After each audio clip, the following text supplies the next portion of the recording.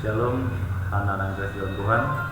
Salam jumpa kembali dalam pembelajaran pendidikan agama Kristen dan Budi Pekerti di kesempatan hari ini.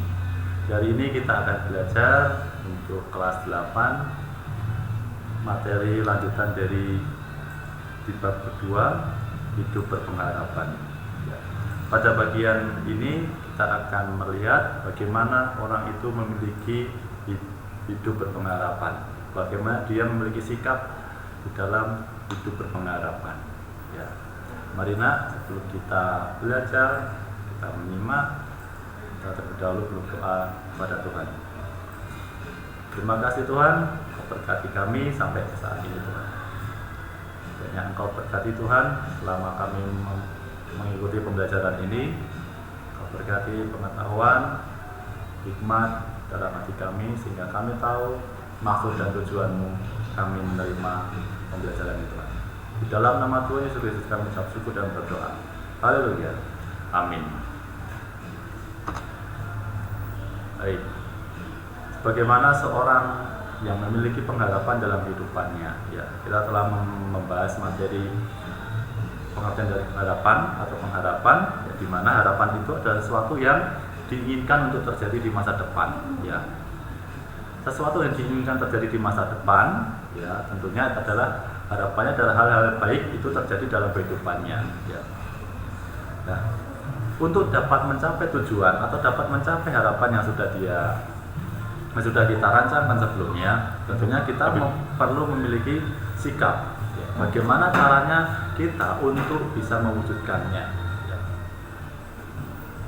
Karena pengharapan tanpa ada sikap, tanpa ada cara bagaimana dia mencapai, ya, artinya tidak ada artinya apa-apa, karena hanya bermimpi saja. Orang bermimpi itu mudah, tetapi bagaimana cara mencapai mimpinya itu. Nah, ini pada hari ini kita akan membahas mengenai bagaimana orang itu memiliki sikap dalam pengharapannya untuk mencapai satu tujuan yang sudah dia rancangkan dari awal, ya. Sikap hidup berpengharapan, ya. Yang pertama tentunya adalah mengandalkan Tuhan, ya. Mengandalkan akan sumber kekuatan yang memberi kekuatan sehingga dia boleh diberikan kemampuan untuk dapat mencapai harapannya itu, ya. Yeremia 17 ayat 7, diberkatilah orang yang mengandalkan Tuhan, yang menaruh harapannya pada Tuhan. Ya. Pertanyaannya, pernahkah kamu mengandalkan orang lain dalam kehidupanmu? Ya. Mungkin kamu pernah mengandalkan temanmu, ya, ketika mengerjakan sebuah tugas dari sekolah, ya. Atau mengandalkan orang tuamu yang mendidik dan merawatmu sejak kecil, sejak dalam kandungan. Ya. Anak-anak ketahui, mengandalkan hal yang fana, ya. Mengandalkan sesuatu hal yang fana hanya akan mendatangkan kekecewaan, ya, dan penyesalan, karena sumber yang fana itu ada batasnya. Pada suatu ketika sumber itu berhenti, kepada siapa lagi kita berharap? Kalau kita sebagai orang percaya, kita andalkan segala sesuatunya di hadapan Tuhan. Oleh karena itu, betapa bahagianya orang yang mengandalkan Tuhan. Dia tidak terbatas dan dia sanggup menolong kita dalam segala keadaan. Mengapa siswa harus belajar keras? Mengapa pasien rela membayar biaya operasi yang sangat mahal? Ya. Seorang siswa bersedia belajar siang dan malam karena ia berharap nilai ulangannya baik.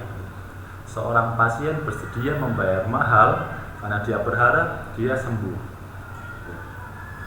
Mereka bersedia melakukan semua hal itu karena mereka memiliki namanya pengharapan. Ya.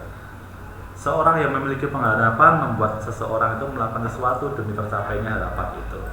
Oleh sebab itu, berpengharapan merupakan sikap hidup yang positif.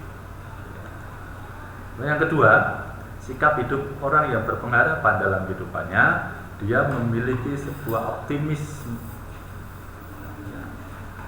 Orang yang berpengharapan ada selalu orang yang selalu berpikir bahwa sesulit apapun persoalan yang dia hadapi, pasti dia menemukan jalan keluar.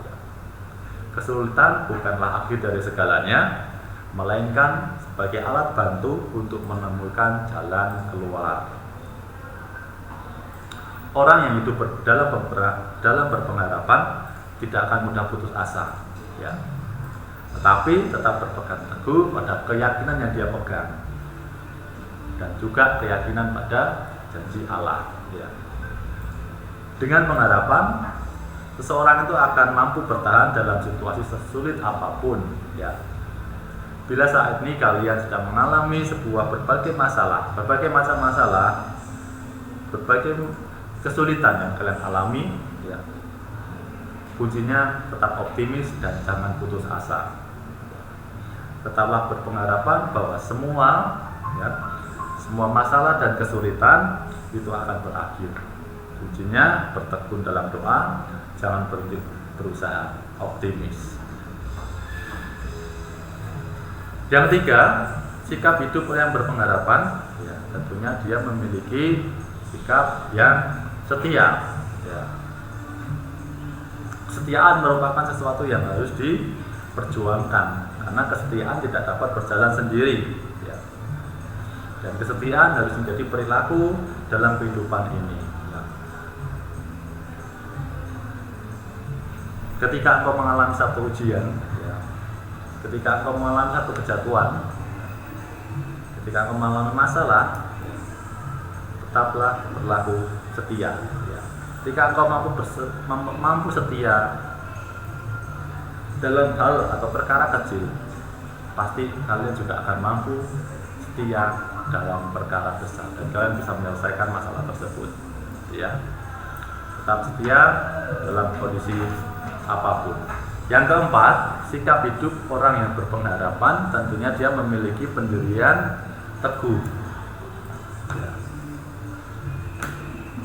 Kita belajar dari Daud, ya. Di dalam 1 Samuel 17 ayat 34 sampai 48 dan dikisahkan bahwa Daud menang berperang melawan singa dan beruang pada waktu dia mengembalakan domba. Singa dan beruang, dan kemudian dia memiliki pendirian yang teguh. Dengan iman dia berjalan dan punya pengharapan bahwa dia mampu menang, sehingga pada waktu dia diperhadapkan oleh bangsa Filistin, ya, Goliat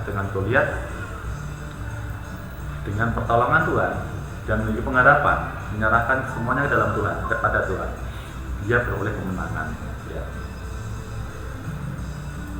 Dan Tuhan menyertai kehidupannya oleh karena iman dan pengharapannya kepada Tuhan. Banyak anak Tuhan yang mengerti dan mengimani janji Tuhan, ya, bahkan sampai mengalami mukjizat, tetapi mulai goyah, mulai meragukan firman Tuhan ketika datang sebuah masalah.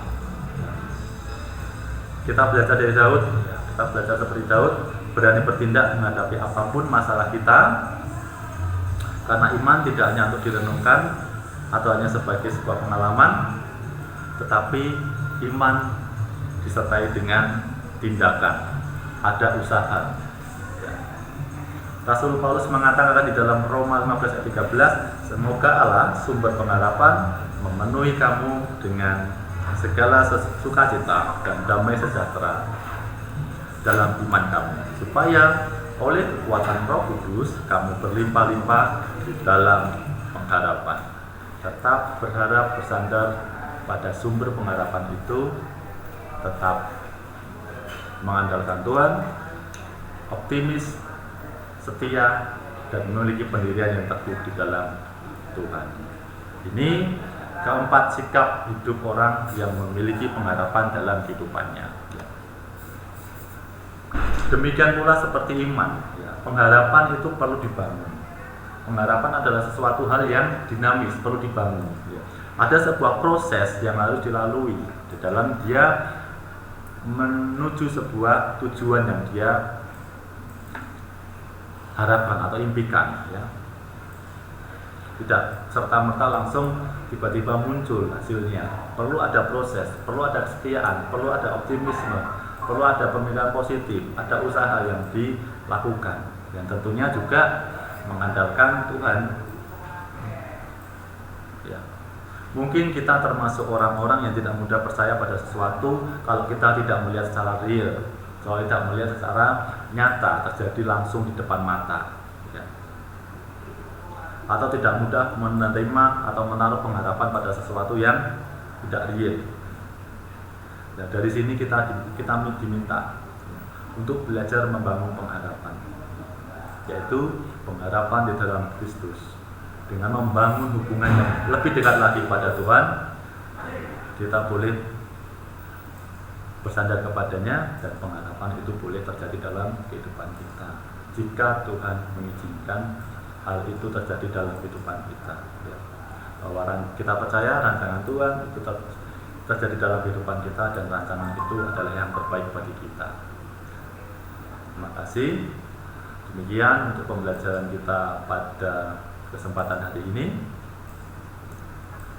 Kita bersyukur kita mengenal Tuhan, dan kita memiliki iman dan mampu membangun pengharapan di dalam Tuhan, dan selalu berpikir positif, selalu optimis, setia, berpendirian teguh. Ya.